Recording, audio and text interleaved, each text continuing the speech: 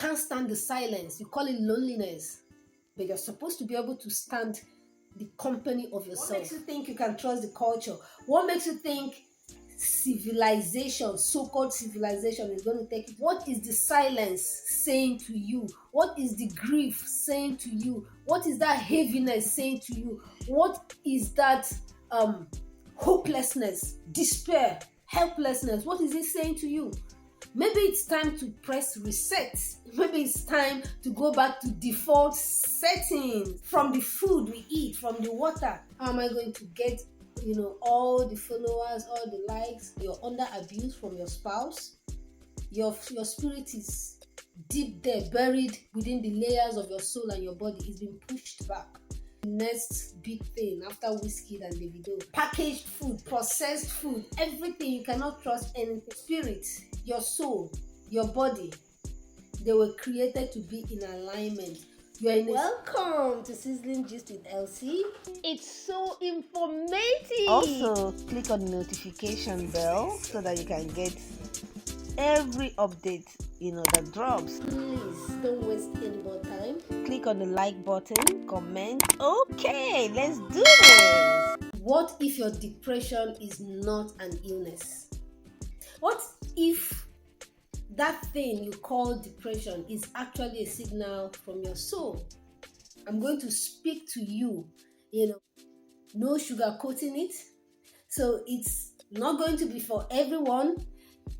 If you rather, have the hype, the social media mantras and all of that, please scroll past, because this one is going to be heavy and it's going to be touching the nitty-gritty of the topic.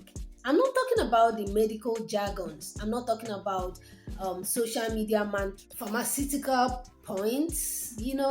I'm talking about when your soul feels like you've lived your life with unmet expectations in life. You feel cheated, you feel betrayed, you feel like life is not worth living anymore. Or probably you have this one friend who is always the life of the party, who was just out with you the other day, or probably yesterday. You guys were out till 4 a.m. Only for you to just find out this middle of the day that he or she committed suicide. And you go, but I don't believe it. We were together. He was so happy. She was so she was dancing on the table. She was just making everyone so happy with her goofy dance and mannerism. You're shocked. And now today you just hear he's gone, she's gone. Another red flag is, when you find yourself losing pleasure in things you usually enjoy. Hiding out in the dark. You just prefer the light switched off. You don't want to go out anymore. You don't want to watch your favorite soap opera anymore. You don't want to eat your favorite. You don't want to go out into go for walks again. Go to the park. Stand up, go into the kitchen and cook your favorite meal. Those things that brought joy to you, you don't feel like doing them anymore. That's a red flag. Fractured by unmet expectations about trauma, past, present. Or you start, binging of food. That's the only thing that gives you comfort. You just want to eat. Every time you're eating, all kinds of things. Everyone is telling you you're adding weight, your waistline is expanding, but what else is there to do? You see nothing else worth doing anymore. You just, you're either crying or you're eating, or it could be the complete opposite. You don't find food enticing anymore, no matter what anybody cooks, no matter what is displayed. You don't just feel like taking a bite. You don't feel like putting yourself through the torture of touching any of those foods. That's a red flag. Or the other side of the spectrum, Your sleep is affected. You're either sleeping too much. Every time you're feeling sleepy, you're fatigued, you're tired, you've not showered, and it's almost 6 p.m. You've not showered since yesterday. You've not gotten out of your PJs, out of your pajamas, and it's 10 in the morning. You've not washed your hair for like a week. My dear, every time you're tired, you're sleepy, that's a red flag. Or it could be the exact opposite. You have insomnia, you can't sleep, 1 o'clock, 2 a.m., you're looking forward to sit up with you to talk. Everybody else is sleepy, everybody has gone to bed, and then you're wide awake. Your system seems to have failed you. You just can't. You've popped pills, you can't sleep. You just can't sleep.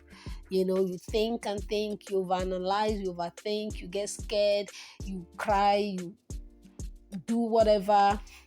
Some people even just wear their shoes and just walk out into the streets at such late hours. They display such, risky behaviors. And when they walk out at that time of the night, they take lifts from strangers. They just want to do something that will make them feel alive. They go to the bar at that time of the night. They sit and they drink, and they drink to stupor. Or you just sit at the bar and wait for somebody to pick you up, or you go to pick up somebody just to feel human contact. That's a red flag. Turn into drugs. Oh, there's ecstasy, this crack, colos. When I say colos, Colorado. And there's a void in every human being that your creator is supposed to fill. You can't fill that void with alcohol. You can't fill it with drugs. Why do you think there's a void? Why do you think you need to go every 6 p.m.? Your house is crashing down on you. The walls are closing in on you. You just have to step out. You just have to dress up and go to a bar. You just have to go and sit down there to drink, to stupor. You just have to go to the club. Drugs are a major reason why, including psychedelics, people have pieces of their soul or spirit captured. Because once the gates of protection go down, and those psychedelic drugs and those like rituals and things like that to evil gods or just demonic entities in general, allowing yourself to be taken hostage. Okay, you're allowing yourself, you're allowing society's programming and conditioning to make you see we only have one life to live, and you've wasted almost half of it brooding, wasting it. It's time to come alive again. Okay, so let's listen to something. I want us to pay close attention to what this person is saying. False reality overlay is an imposed worldview and a belief system that is held together by like corporate agreement. Basically, it begins in childhood. We're groomed to believe that certain things are true and certain things are untrue, impossible. And it's an indoctrination that sits within the subconscious of the whole society. It's like, if you break rank with this view of reality, we will call you crazy. You will be put in a mental institution or, maybe some drugs because you are a deviant. And that false reality overlay is actually a lie. And so what happens is, it's not that people don't see it. It's that they don't talk about it unless they're talking to me after I get done speaking at a conference. There's a false sense of who you have been made to believe that you are. You've been programmed, you've been conditioned into believing that you are. That forces you to have a false self-image. We can follow the instincts of our heart, our subconscious desires, right into interpersonal explosions, abortions of purpose, and dead ends in life. It'll take you right there. See, the heart is the seat of human intuition. It's our center. It's where our belief systems sit. Therefore, whatever sits in your heart is by definition, a program that you are running. It doesn't matter whether God put that program there, your parents put that program there, or government contracted programmers put that program there. It's programmed. And it's going to impact your life. And those programs boil down to belief systems. That is where the problem starts from. The pressures from the society, what you're made to believe that you ought to do to be a whole person. You're made to marry at a certain age. You're meant to have made money at a certain age. You're meant to take care of your parents at a certain age. You're meant to send your younger ones to school at a certain age. You're meant to build a house with a picket fence or with a huge fence at a certain age. And there you are. You've passed the threshold of what society tells you that is your timeline. The first one I'm going to hit is false self-image programming. False self-image. See, a false self-image is a distorted perspective of who we are, and is revealed in the difference between the way God sees us, the way the world sees us, and the way we see ourselves. Right? So a person with a distorted self-image can be very intelligent and believe that they are stupid. Depression kicks in. Anxiety creeps in. All sorts of, dark thoughts begin to creep in. Some people even give in to crime. And the problem with this is when you believe yourself to be stupid, you will do stupid things, even though you are very intelligent. You know better. Why? Broken self-image. People can be very attractive, but perceive themselves to be very ugly. That you're the one allowing yourself to be taken hostage. Okay? You're allowing society's programming and conditioning to make you see we only have one life to live, and you've wasted almost half of it brooding, wasting it. It's time to come alive again. So your spirit gets pressure too. You're here wondering, how am I going to be the next big thing? How am I going to get all the followers, all the likes? I know I'm a great musician. How am I going to record a single? How am I going to get an album out? How do I afford the studio section? Or how do I start creating content? How do I become the next big thing after Wizkid and Davido? Do they have two heads? I can be great too. So, and then here you are, probably staying in one room apartment. You can't even pay the rent. You see kids your age driving Lamborghini. The pressure is non-stop.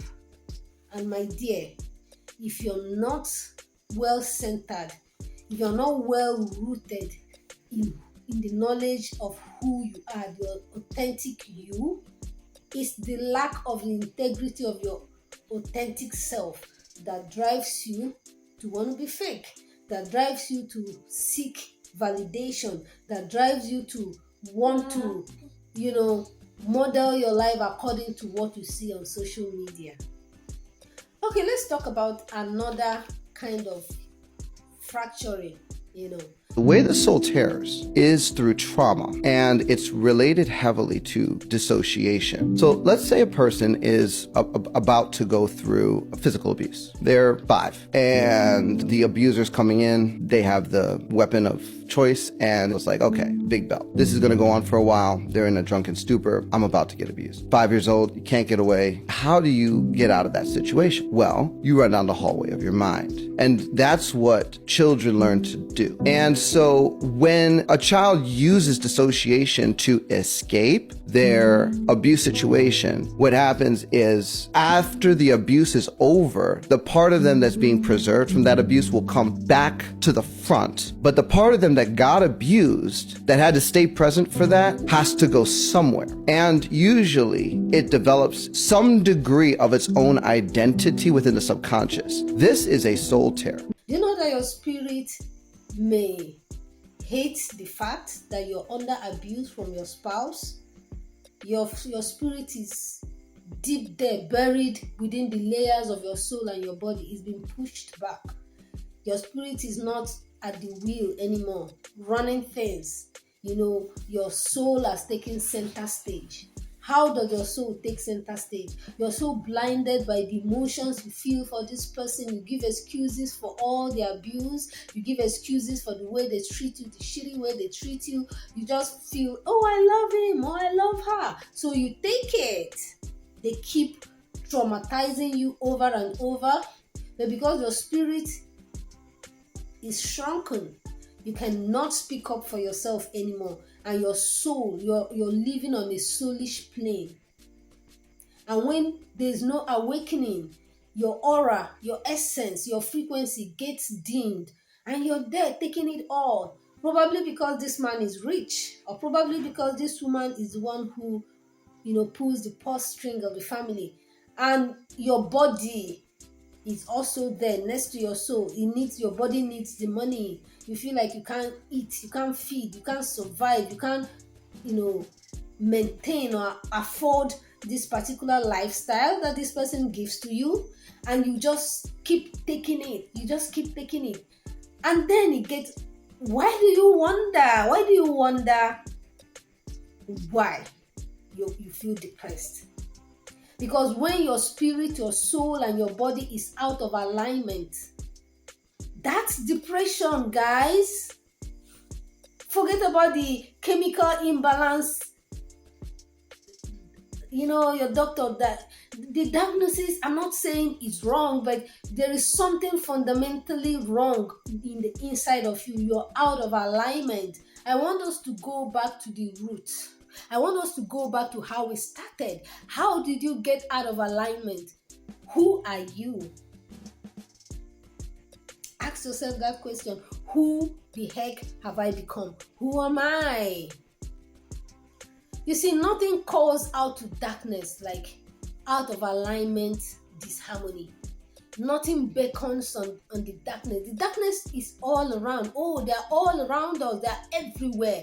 But you see, they do not have the leeway to come into your life until there's a portal that is opened.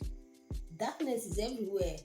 And don't let anyone deceive you. There's no darkness. There's light and there's darkness. So, when you are out of alignment, your frequency, your vibration is low, and you are not in touch with the essence of who you were created to be. And this is where God comes in. My dear, we cannot talk about this without mentioning God. I know a lot of people don't like that, but I'm telling you what have been proven to work in situations like this. Okay? You can't stand the silence. You call it loneliness, but you're supposed to be able to stand the company of yourself. Picture depression like a visitor in black, looking horrible, with this air of grief all around her. Your first instinct is to send her away. Please leave here. Leave this place. Go. I don't care to know who you are. I don't know what you want from me. Just get away from me. To invite her in. Give her a seat. Let's hear what she has to say. What is your depression trying to say to you? Because sometimes without these signals from your soul, from your spirit that stops you in your track, you will not know that there's something wrong. You will not know that you're already out of alignment. Okay, so let's give her a seat. Let us even hear what she has to say. Let's hear, what is the silence saying to you? What is the grief saying to you? What is that heaviness saying to you? What is that hopelessness, despair, helplessness? What is it saying to you? Maybe it's time to press reset. Maybe it's time to go back to default settings. Truth. Is this how you started off to be? Is this who you are? Ever felt like no matter how much you achieve, it's never enough? Or that you have everything you thought you wanted, but nothing feels real? Do you sometimes feel grief for things you can't name? Or for the version of yourself that never had a chance to live? Why does nobody talk about this? Why do we drown our deepest questions beneath endless shallow solutions? It's time for you to come back into alignment with your spirit, your soul, and your body. And how do you do this? Is to recognize that you have a creator. Make space for your creator. I don't know who you believe in, but I know who helps me shift back into alignment. That's He's Jesus. Why don't you begin to open up a space in your heart? Just give it a try. I'm not talking about just the Christ consciousness and, all of that, moving towards the light, new age. I'm talking about like for real. Let me even give it a try. Because this depression thing, I don't think I'm going to be popping pills all the rest of my life. Let me just try and look up to a higher source. Look up to this, look up to Jesus, okay? And bring him into the center of who you want to be. And let go of every other distraction. Let go of every other distraction. Forget about the timing of humans. Forget about the timing of society. Forget about capitalism. Forget about whether you've built a business or not at the age of 40. Forget about whether you're married or not at the age of 40. We are battling to get the core of your being back into alignment. It's when you've done that you even will be able to pursue any other thing. See, you're not going to die by suicide. You're not going to give in. You're going to come out on the other side a shining light. Okay?